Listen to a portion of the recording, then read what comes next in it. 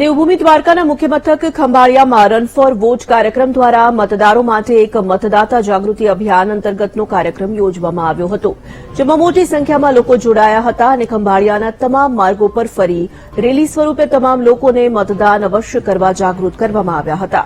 આ કાર્યક્રમમાં જિલ્લા કલેક્ટર જીટી પંડ્યાએ પણ તમામ લોકોને આવનાર 7 તારીખે લોકશાહીના મહાપર્વમાં વોટરૂપી યોગદાન આપી લોકશાહીને વધુ મજબૂત કરવા આહવાન કર્યું હતું। રન ફોર વોટ અંતર્ગત સમગ્ર રાજ્યમાં આજે આ કાર્યક્રમનું આયોજન થઈ રહ્યું છે।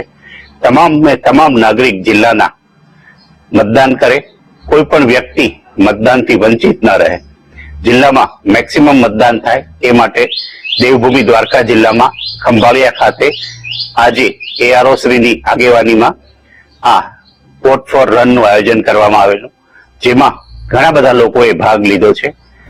અનેક એનજીઓના લોકોએ પણ ભાગ લીધો છે। આ પ્રસંગે હું દ્વારકાના તમામ નાગરિકોને અપીલ કરું છું, પોતાનો વોટ 7 તારીખે જરૂર આપે।